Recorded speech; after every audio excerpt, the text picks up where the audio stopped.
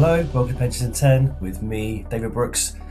All I'm going with this week, just going to talk you through a few things that have been happening in the previous week. It's been a pretty busy week in the world of pensions, PASA conference, Pensions Age conference, and also there were conferences with Hymans and LCP, and there's a white paper one as well on annuities. So everyone kind of decided to do everything last week.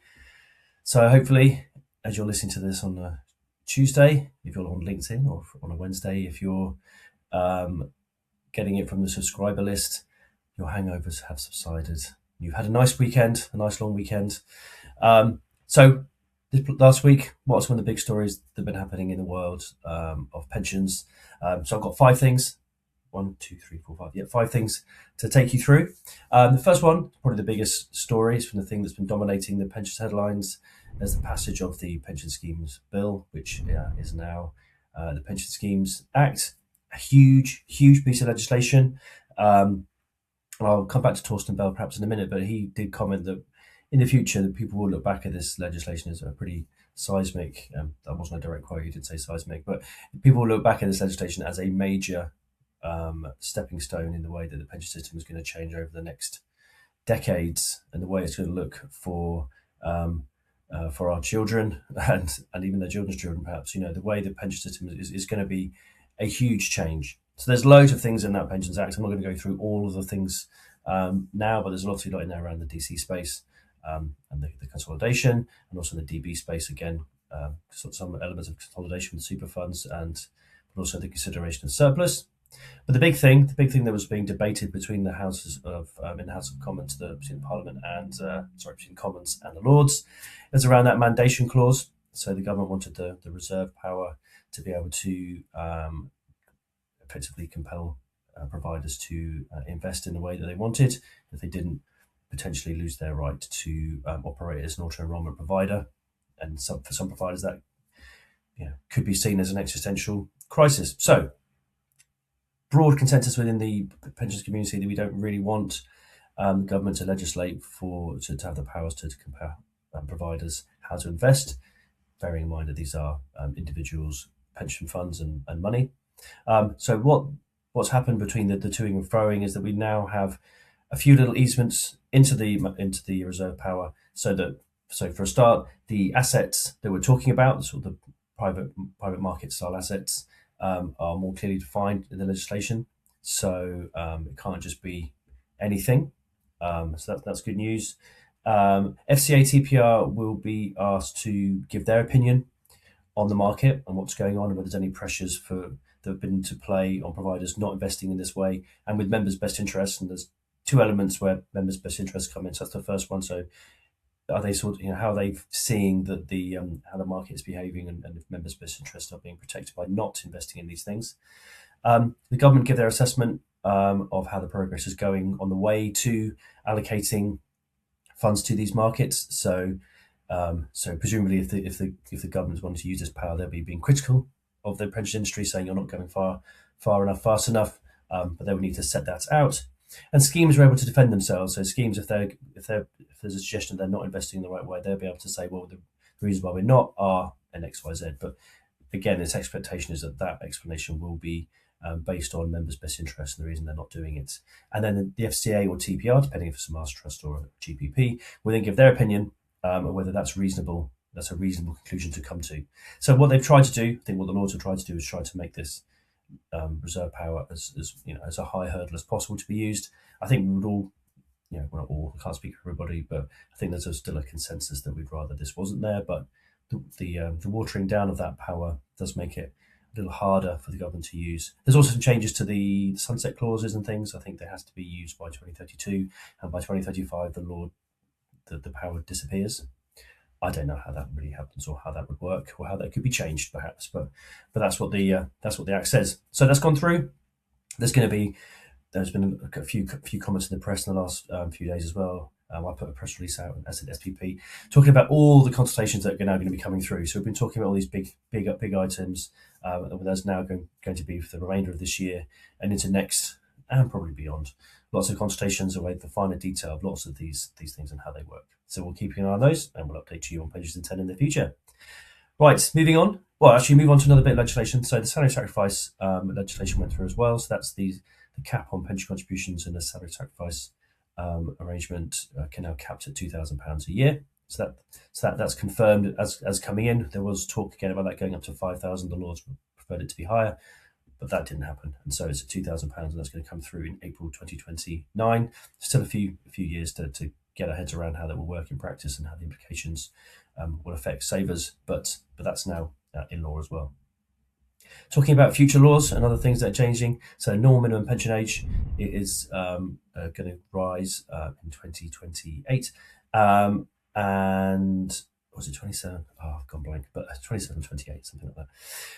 But we are awaiting some regulations from HMRC, but they have done in their latest newsletter some explanation around some of the easements for people that are going to be sort of, I suppose you could call them pipeline cases. So you may have retired, inverted commas, or your benefits have crystallised slightly before age 57, so you're 56 and a bit, but then you tip over into 57, and that would now no longer be payable. But the legislation is going to be drafted in a way that would allow, sort of say, a PCLS. Say your pension would have commenced on the whatever the 1st of May, and you tipped over the age, but the lump sum didn't get paid until July for whatever reason, administrative reason, which is totally reasonable when that happens. That PCLS doesn't automatically become an authorised payment, so members can still have that. So it kind of stops that sort of last minute panic rush to do things, right at the last minute. That's helpful, but still slightly surprised we've not had the regulations yet. So we are hoping to see those soon and see how that actually will work in practice, and make sure the intention matches what they've written in the legislation as well. The next thing I wanted just to note was SPP did a survey on one of their webinars around the own risk assessment. So lots of our clients will have been doing own risk assessments over the last few months, and there'll be some more to do. And I think it's interesting to note that some of the big things that come out of that, and it's a big thing that we're seeing as well with our clients when we're talking to them, is around cyber risk. Cyber risk still remains the biggest one, and we've talked about top pensions in 10 in the past. But it's definitely interesting that it's bringing that to a head a lot more for schemes. So if you work in a scheme and you haven't really thought about your cyber risk, you haven't really thought about it from a regulatory and ICO perspective, let alone all the controls you have in place, but understanding what the regulator expects of you, what the ICO would expect of you, what to do if there's an incident was occurring, some of that planning ahead, think around what would happen if there was a cyber incident on your scheme or related to the sponsor or something, what you would do. Sometimes just going through those scenarios, you don't have to do like a whole war games thing. Some clients do. You don't necessarily have to do that. You can just trying to think through what would happen, who would contact who, how would you know what to do, what were you going to sell to members and when, which is really one of the key points, is how you inform your members that something's happened, and what the mitigation they need to do. But also, these are movable feasts. When there's a cyber incident, it can get quite a hectic time with lots of information coming through, and sometimes a real lack of clarity on what's going on. But interesting that's come out, and it's good the SPP have picked up on that. And then finally, I did want to mention Torsten's speech at the Pensions Age Spring Conference, which I was at yesterday. And he was noting that the Pensions Commission's initial report is due out in the coming months.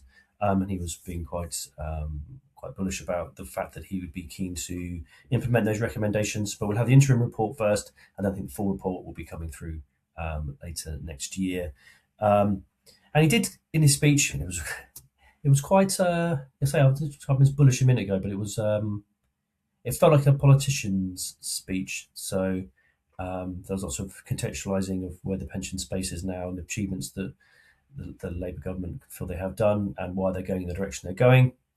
It's fair enough. But it was noted that one of the big issues with a workforce that can be seen as being undersaving, or at least in elements and areas of it, despite the success, in inverted commas, of auto enrollment, an effect of those people who are eligible take up is great, but as a whole workforce saving for pensions, there's still a lot of people that aren't where they should be. Is hopefully something the Pension Commission can talk about as well, how we extend that and make sure it's a way that people actually get value for that money rather than removing means tested benefits, or causing short-term financial harm if saving for pension is not good for them. But one area that Torsten is very keen to talk about is the self-employed, who are one of the undersaved areas. And the UK economy has a particularly high number of self-employed people.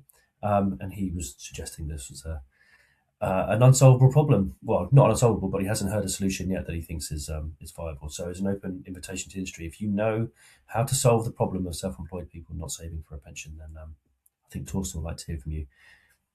The only way I've come up with so far is taking inspiration from Yes Prime Minister and the smoke screen, and Humphrey's idea that the only way that the smoking rate would go down is via a process of mass hypnosis. So that's my opening gambit. Mass hypnosis is the only way. There must be a better way. I'm sure you can think of one. Okay, they're my 5 things in a croaky Friday afternoon before the long weekend. So I'm looking forward to shutting this laptop down and relaxing. But hopefully you enjoyed this Pensions in 10. Don't forget to, if you see this, I did want to say as well, yeah, so it's been a busy week with all these conferences, PASA and Pensions Age. Met so many great people. It's not often you get to meet up with people from the industry. I find it all happens in London, and I tend to be up north with my family. But it was nice to get down there, see some people. I've been working on some PASA working groups in the last year or so, and that's been really nice to see some people that I may have only seen on a little screen and seeing them in real life, and talking to them was fantastic.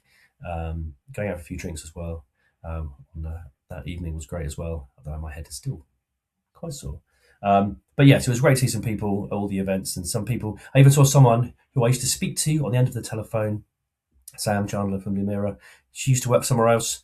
I was a junior administrator, and I'd be phoning her saying, whatever. Sorry, I've not sent out that leaver statement. Usually, I wasn't a very good administrator. Everyone's happy I'm not doing that. But yeah, she's gone on to great things at Lumira. So it was just funny how this industry, people go off in different directions and do different things. It really is a great place. Anyway, I'm waffling on now, but I'll see you again on the next episode of Pensions in 10.